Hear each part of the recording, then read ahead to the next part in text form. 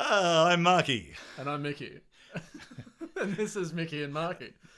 I think you mean Marky and Mickey. We didn't rehearse that. We didn't rehearse that. As you can probably tell. We're going to do a series of podcasts, and this is the first one we're recording. I don't know if it's the first one we're actually putting on. Is it on air? Is it on air anymore? It's not on air, is it? It's on internet. Or... Was it ever really on air? Well, it was on air when it was on television, I guess. Oh, but it was on your TV. It wasn't in the air. Went through the air, though. It was through air. Should have been through air. Through air tonight. So on internet, on digital, on data. Let's use that. We're on data. So for the three people left listening, don't go away. We love you. If one of you leaves, we'll lose a third of our audience. With John, my friend here, John Micallef, and I have decided to have a look at some of the stuff that I've written over the years. My name's Mark Clark. I was teaching at Windsor High School for many years. I teach English and drama.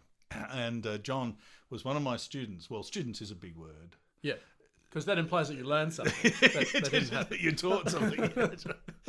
But we put while he was there, we put on a reversal of the old A Christmas Carol by Charles Dickens, and I called it Stooge.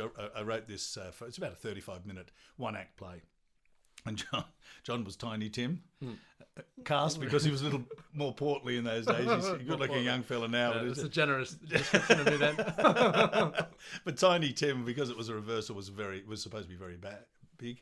Yeah. I think your shadow weighed more than your father's, wasn't it? Something like it was meant to be a comedy, but the scars. He didn't need a costume. It was a very scarring comedy. Anyway, we put this thing on. So essentially, it's a reversal. So you might remember in the original story, if you don't know it, I think most people do, but in the original story, you've got Scrooge, who's a bar humbug, hates Christmas, hates everybody. The ghosts come in the middle of the night and they show him what his life was, what his life is, and what his life will be if he continues on as he is, nasty ways.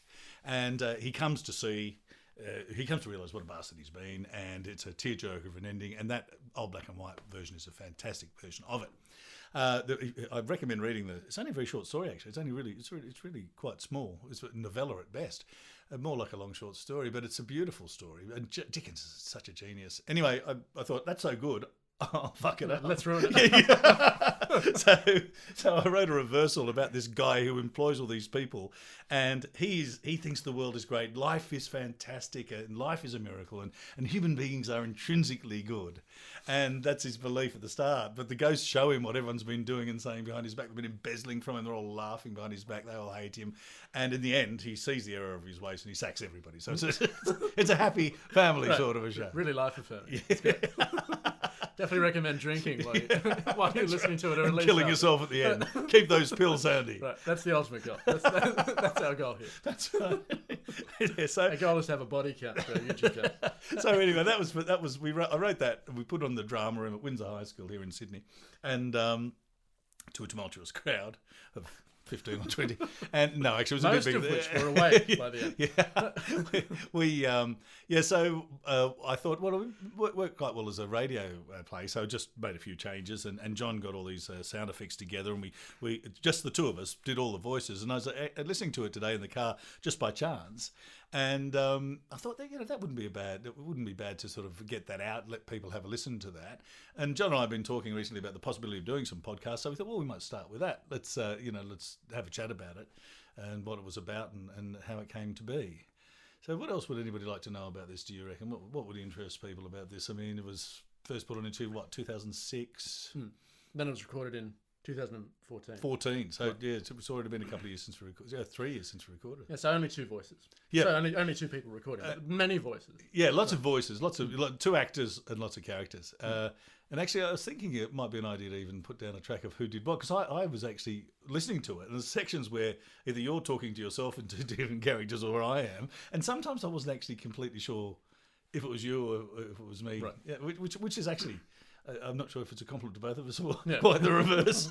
There'll be plenty of that. Plenty of self-congratulations. Yeah, that's right. That's what people tune in. We think we're hilarious. That's right. Yeah, so that's the basic story behind it. I've got lots of other stuff, songs and various. I've got lots of stage plays and musical comedies. Used to work in kids' TV, and so I've got quite a sort of an arsenal of stuff.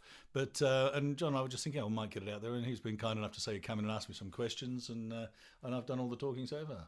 Right. Fair enough. What is your stuff? And yeah, so you can look forward to songs and plays and all sorts of stuff. Yeah, We've got that coming. So we'll upload educational that as time goes songs and educational songs and kiddie songs in general. Well, you can't really show the screenplays. We've got a couple of those. I've got some audio stuff from my novels. I've written some novels, some science fiction novels, and I've also got some rude stuff which we may or may not do. We'll see. I want to keep my job as a teacher in Sydney. I'm not sure. The education department doesn't always look upon that sort of thing all that kindly. But you know, Playing it on the assembly is not a good idea. no, Play some national anthem. you can go your whole life and do nothing wrong. You make one bloody mistake, and that's the end of you. Right. It's quite sad, isn't it? Yeah. Yeah. All right. Well, why don't we get into it? So this is Stooge, and this is the radio version of it. We hope you enjoy it.